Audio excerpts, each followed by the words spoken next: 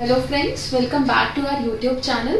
आज जो टॉपिक के बारे में हम डिस्कस करने वाले हैं वो बहुत ही संवेदनशील टॉपिक है and that is sexually transmitted diseases, STDs, जो बहुत कॉमन प्रॉब्लम है मेल्स में और फीमेल्स में, दोनों में ये प्रॉब्लम होती है। तो हमने सोचा कि क्यों ना इसको एक फैमिली वेलनेस सेंटर, जो यहाँ के बेस्ट सेक्सोलॉजिस्ट हैं भोपाल के, उनको अवार्ड भी मिला है, डॉक्टर राजेश मंगनानी सर, तो उनसे डिस्कस करते हैं। उनसे कॉमन क्वेश्चंस जो पेशेंट्स के होते हैं उनसे आज हम पूछते हैं। Hello sir. Yes good evening, कैसे मैडम? बढ़िया सर। जो बहुत कॉमन प्रॉब्लम हो गई है आजकल के यूथ की वो है सेक्सुअली ट्रांसमिटेड डिसीजेस। यस। तो सर उनके बारे में आप थोड़ा सा हमें बताइए कि जो STDs हैं इनके मेन कैरियर कौन है?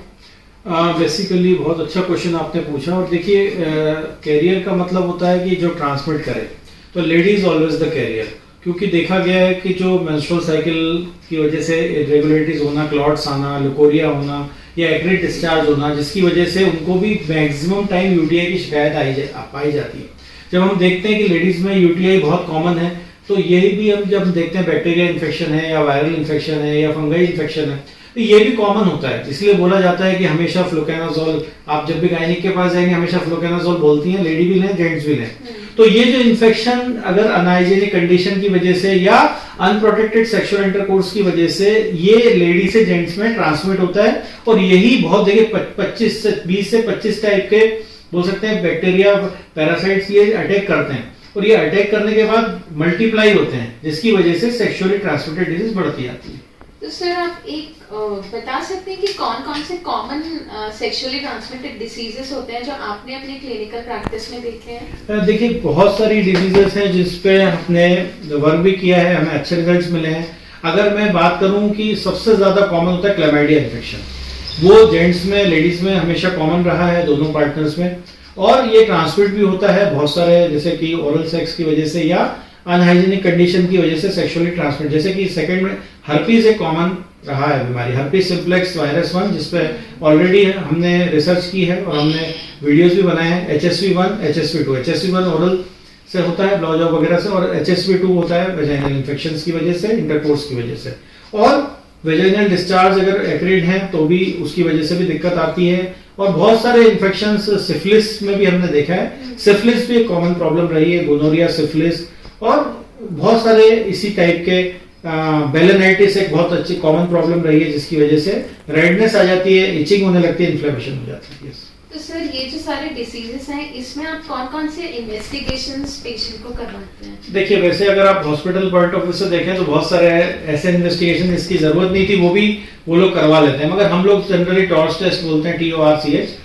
ये एक ऐसी इन्वेस्टिगेशन है, इसमें आपको हर एक एंगल 8 पॉइंट्स कवर होते हैं, HSV1, HSV2, सिफिलिस, और इसमें गोनोरिया, हर चीज कवर हो जाता है। तो मापदंड हमें पता चल जाते हैं कि क्या बढ़ा हुआ है, IgM, IgG, तो ये सब, रुबेला, ये सब चीजें इसमें कवर हो जाती हैं टॉर्च टेस्ट में। तो सर क्या इसमें फिजिकल एग्जामिनेशन भी नेसेसरी होता है? हाँ, देखिए, सबसे पहले जब एक पेशेंट हमारे हॉस्पिटल में आता है तो हम उसके सिम्टम्स नोट करते हैं ना। जब हमें साइन की जरूरत पड़ती है तब हम उसका प्राइवेट एग्जामिनेशन करते हैं। तो प्राइवेट एग्जामिनेशन में अगर मैं बात करूं कि हमने क्या देखना है, अगर किसी को आई का इन्फेक्शन है तो ऑब्वियसली आई का चेकअप करेंगे।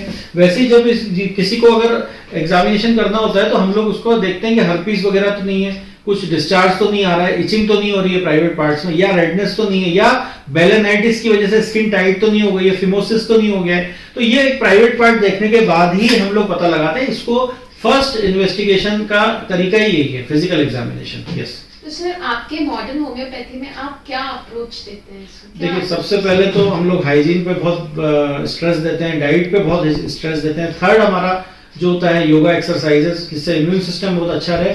और साथ में हम लोग मॉडर्न ट्रीटमेंट में सिम्टोमेटिक इंप्रूवमेंट जिनको मिलता है उसके लिए पहले केस टेकिंग लेते हैं, उनका रूब्रिक सिलेक्शन करते हैं, और कॉमन जो मेडिसिन होती है पहले उसका हम रिपर्टराइजेशन करके पहले पता लगाते हैं कि इसका कॉज फैक्टर क्या है। बैक्टीरिया होता है तो एंटीबैक्टीरियल में बहुत अच्छी मेडिसिन है, R87 है। अगर पेटेंट की बात करें तो R87 ने झंडे गाड़े हैं, मतलब कैलेडियम है, ऐसी मेडिसिन है हमारे पास कि जिससे बहुत अच्छे रिजल्ट्स मिले हैं। मोर देन हाई स्टेरॉइड बोलते हैं ना, ब्रॉड स्पेक्ट्रम एंटीबायोटिक से भी अच्छे रिजल्ट मिले RRT7 के। और अगर एंटीवायरल अटैक हुआ है जैसे कि सिफिलिस है, गोनोरिया, अगर वायरल अटैक तो R88 बहुत अच्छी मेडिसिन है, वो इम्यून सिस्टम को भी अच्छा करती है। और अगर हर्पीज है तो R68, ये पेटेंट दवाइयों के बारे में बता रहा हूँ। बाकी सिम्टोमेटिक हम देखते हैं, अगर सिम्टम्स मैच होते हैं तो हम बेस्ट सिलेक्टेड मेडिसिन उनको देते हैं। ब्लड प्यूरिफायर के साथ एक्सटर्नली भी हम लोग उनको ऑइंटमेंट्स वगैरह देते हैं। पहले उसकी डिटॉक्स करने के लिए कैलेंडुला, एस्नेशिया, मदर टिंचर, जिसमें बहुत सारे मदर टिंचर्स और भी ऐड होते हैं। और बाद में उसको क्यूटी सॉफ्ट वगैरह क्रीम या कुछ ऐसे हम लोगों का जो क्यूटी सॉफ्ट आता है, या मान लीजिए कुछ हमारे कैलेंडुला एस्नेशिया कॉम्बिनेशन आते हैं विच हेजल क्रीम, तो अच्छे रिजल्ट्स मिल जाते हैं। ब्लड प्यूरिफायर भी एस्नेशिया प्लस के नाम से आता है, अच्छे रिजल्ट्स मिल जाते हैं। तो सर आप क्या आपके पेशेंट्स को बोलेंगे कि उनको क्या प्रिकॉशंस लेने चाहिए? सबसे पहले तो मैं ये बोलना चाहूंगा कि जो वर्ड चल ही रहा है precaution is better than care, precaution आपने बोला, सबसे पहला प्रिकॉशन तो यही है कि प्रिकॉशन यूज करें। जब भी आप सेक्सुअल एक्टिविटी करें प्रिकॉशन यूज करें, हाइजीन मेंटेन रखें, उसको क्लीन रखें उस पार्ट को। कभी भी सेक्सुअल इंटरकोर्स के बाद हमेशा वॉश करें। और पहले प्रिकॉशन ये ले लें कि अगर आप कभी भी एक्टिविटी कर रहे हैं, भले ओरल कर रहे हैं, भले वेजाइनल कर रहे हैं, तो उसमें आप कम से कम प्रिकॉशन अच्छा यूज करें जो कि ब्रेक ना हो। और दूसरी बात, उसके बाद वॉश करें। और उसके बाद भी कुछ प्रिकॉशंस होते हैं जो हमें मेंटेन डाइट पे अच्छा ध्यान देना है हमें। तो यही सब प्रिकॉशंस अगर रखते हैं तो ये प्रॉब्लम नहीं आने के चांसेस हो जाते हैं। यस, थैंक यू सर, एक बहुत ही अच्छा और इंटरेक्टिव सेशन था आपके साथ। आप हमेशा काफी अच्छे से आंसर्स करते हैं हमारे सारे क्वेश्चंस के। Thank you so much sir. So friends, I guess कि आपको ज़रूर हमारा ये वीडियो बहुत अच्छा लगा होगा, और जो ये हमारा इंटरेक्टिव सेशन था उससे आपको बहुत फ़ायदे भी मिलेंगे। अगर आप चाहते हैं कि आपके ऐसी कोई भी प्रॉब्लम्स है जिनको आप सॉल्व करना चाहते हैं तो आप ऑनलाइन अपॉइंटमेंट बुक कर सकते हैं। Thank you.